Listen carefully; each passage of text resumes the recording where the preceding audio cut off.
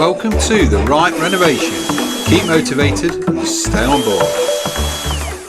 So this morning, I'm going to sort the drain out for this sink. I'm going to go fetch the sink, kind of drop it where I know it's going to go. Obviously the basin's going to sit in there. And then I'm going to have to unscrew them, pull them out and get my drain into this cupboard. So that's my plan to start with. Then I'm going to put some electrics in there. Well, the electric's in there, just got to put a double socket in there for the oven and for the hob. And then I think we can look at dropping some worktops on. Let's get to it.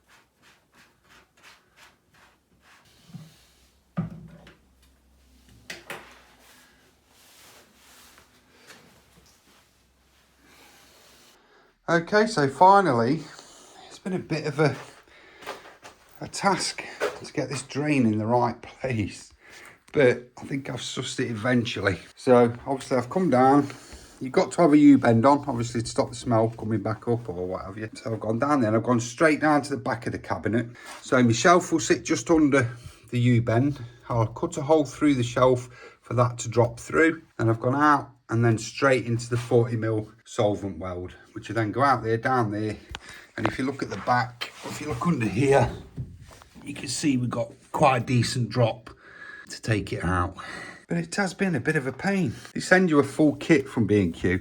I've had to change it to how it looks because you have these nozzles here for like your washer and stuff like dishwasher, but I can just blank them off. Yeah, I think that is going to look just about right. Like I say, with the shelving, I've got to drop it down a hole and the shelf will just sit under that. Obviously, we've got to come a bit higher with because the worktop's going to be under the sink, but I have that adjustment here. So when the sink is up, that'll adjust and that'll all stay in the same place. So I'm going to pull the units back out. I'm going to solvent weld them as they are. Let's get that done.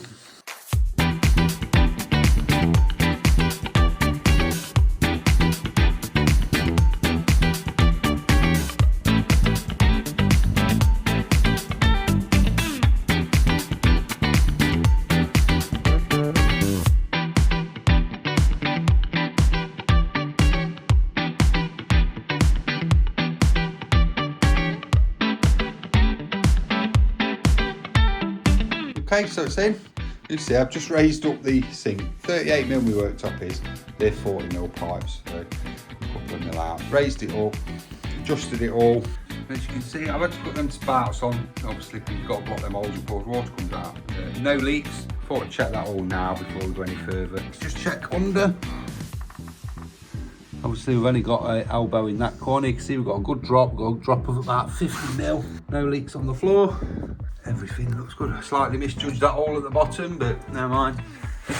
Warts and all. But say there's going to be a shelf going over there. And there wasn't even a back in this when I took the unit out, so you can imagine. So that's in. I've screwed it back into that unit. Need to put my 600mm unit back in there. I'll take the sink back out, obviously. I'll just disconnect, probably there. Let's get this 600 back in there. recheck all the levels, then we might have a look at dropping a couple of the worktops on, or one of the worktops on, if I can manage to carry it through on my own. We'll see.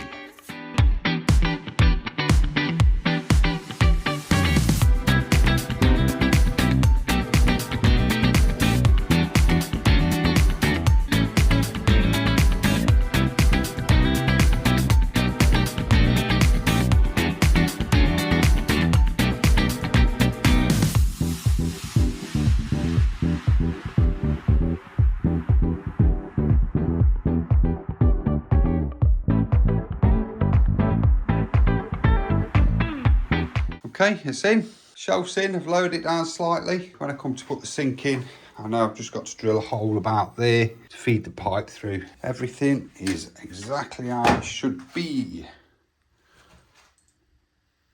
Bob on. And I'm going to try and lob a worktop on there. Got to make up my mind whether I want my join going that way or that way.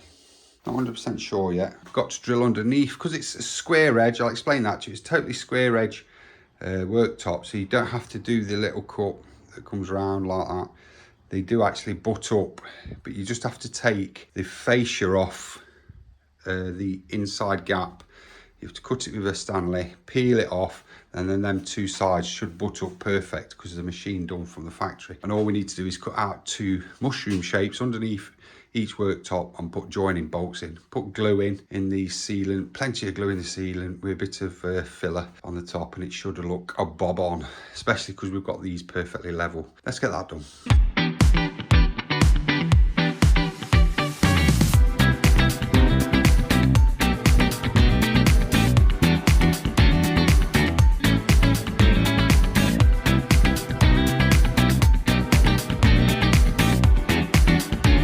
Okay, so I've managed to get the worktop up on there. That was a struggle on my own, especially in this small kitchen. I've got it butt up against the wall. We're going to have the join there. Decided it's going to be easier to get to the bolts. Butt up against the wall there. I will have to cut a corner out here for the pipes. I'll measure all that so we're pretty tight. I'm going to mark underneath there, along there, and probably come out about 1/8 of an inch, 5 mil.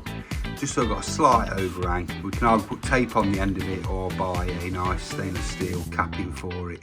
So I'll mark it underneath and cut it upside down. I'm pretty sure the way the circular comes, it wants to be cutting into the laminate, not away from the laminate, if you know what I mean. I'll probably clamp a bit of wood across once I've turned it over that's perfectly straight, which I'll use my set square for, that I can run my circular saw down to get a good cut. It's got a reasonable blade in it, a fine cutting blade in it, so it shouldn't chip the worktop. Obviously once that's in, I've cut that corner, we can shove it up. I can then mark out where my hob needs to go in and we can jigsaw that out. Let's get on with that bit of cutting. Okay, so once again, I forgot to start filming because I've got that engrossed in it.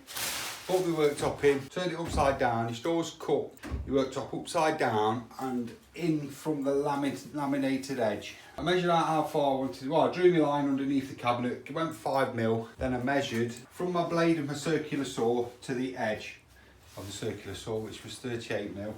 I clamped on and screwed in a straight edge. Put my circular saw on and just ran it through all the way. It's nice and steady to the end. I need to flip it over and see what the finish is like.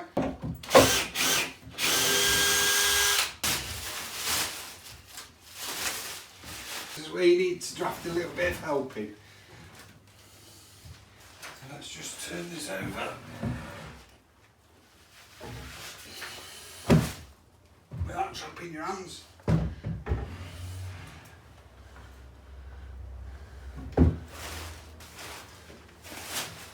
So we're in place. Let's take off the masking tape and have a look.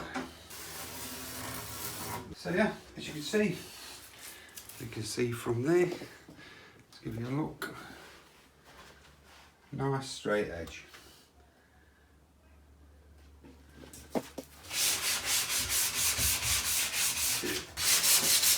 I'm just going to use a little light sand because when you put it in the saw, this laminate can become ever so sharp.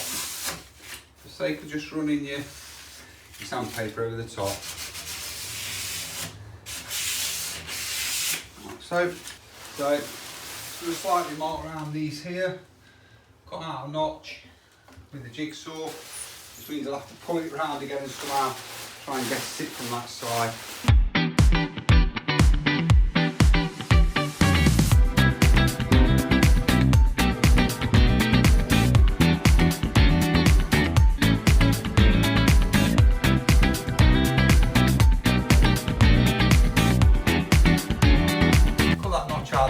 fits nicely around the pipes. It's not hindering them in any way. Get a nice little box section going up there. So that is the worktop in. Nothing special, just do it with a saw, nice and square. Get a little box section over that, and as you can see, it's running pretty plumb up against the wall. Not many gaping gaps, but we're going to be tiling down to it anyway. What we've got to do now is, I'm not going to secure it down just yet. Obviously I need to cut out for the hop. It's 3 o'clock, and then tomorrow I'll run an errand, but I'll be coming back, cutting the length of that worktop and butting it up to get a nice lovely join. You take off the fascia, let me show you. Along here, you cut where the worktop joins, which will be about there. So you cut up there with a Stanley and you peel this fascia off, or you have to use a bit of a hot gun or a hairdryer or something just to loosen the glue. Although I've seen it come off before, you can use a bit of a chisel, get behind it, and it'll peel off. And then the edge, which will be like this edge, which should be nicely straight on the worktop we're putting on, should butt nicely up to it. I am going to try this because this is a really good square worktop, and I could just drill me mushrooms underneath, put my bolts in, put some glue along, glue them together. But it's coming together, people, it's coming together.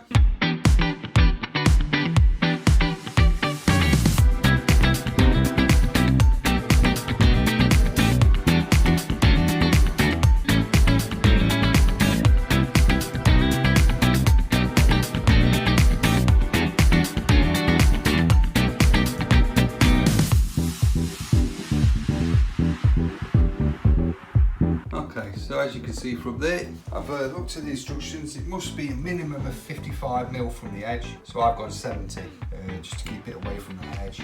It's not too close to this edge. I drew, that is the outside line is the inside of the unit below. I'll drill 4 holes in the corners, 10mm holes in each corner, like that.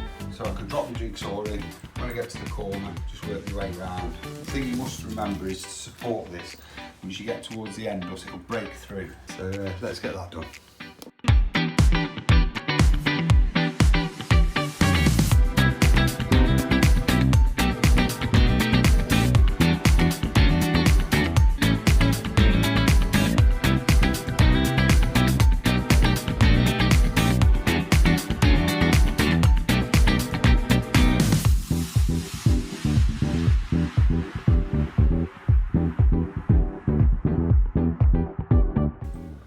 Okay, so you've seen all the tile lights. I've cut 3 sides, put along there, along there, along there. I've just put a couple of these brackets underneath just to support it for when I cut this bit, so it don't all go barreling through. So I'm just trying to stay to the outside of the line just so I've got that little bit of breathing space.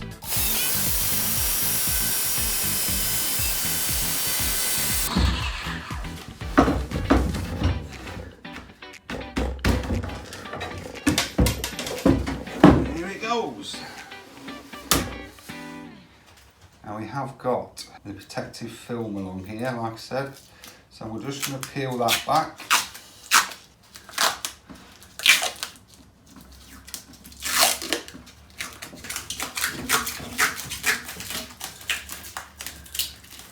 So I suppose now is the moment of truth.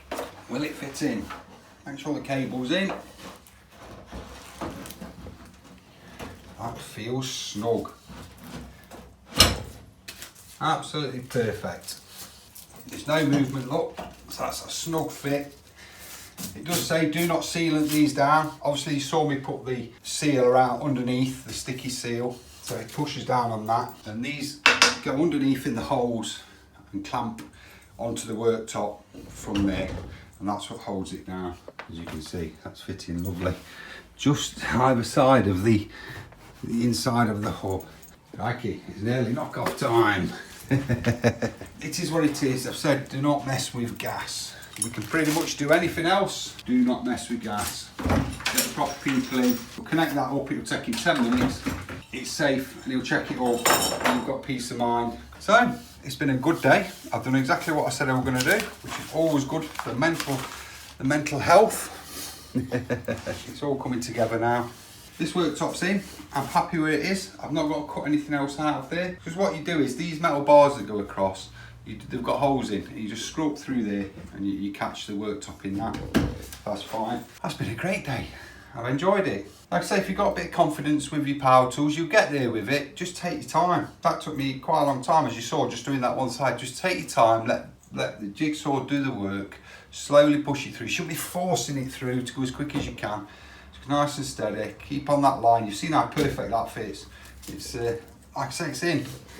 I've not had to cram it in, it's fitted in just nice, and that's just by taking your time, drawing your lines. So, and it's going to look nice, that. I'm going to have a nice cooker hood here, 760mm above the cooker, with your chimney going out there. I've decided, as I do change my mind on Wrighty's Renovation, I'm not going to bore a hole through. Do I really want to be hammering a 4-inch hole through there? Yeah, but this cooker hood's come with filters, carbon filters. So I'm just going to stick the filters in. I'm not going to drill through. They work fine for how much I use the cooker. If somebody wants to put one afterwards, you can. It'll be so easy for them. But I'm not going to put it through. That's where I changed my mind on that one. Well, my missus said, don't bother, just use the filter, you've got them. And they're dead easy to replace, and they work really well. As long as you're not getting chip pans on the hob and all that fat going up, it just ruins cooker hoods. So anybody with an open chip pan, you knacker your cooker hood being the first 3 times you've used it. But normal steam cooking and what have you, them filters are perfect. They really do siphon it out. Tomorrow, run my little errand in the morning, so we're back in the afternoon. I'm going to get that worktop on there and cut the sink out, pretty much like we've just done this, and see how we go. So thanks ever so much for joining me. If it's your first time around here, please hit that subscribe and that thumbs up. If it's not your first time around here, you're staying on the journey with me, just please hit that like button and keep motivated and stay on board.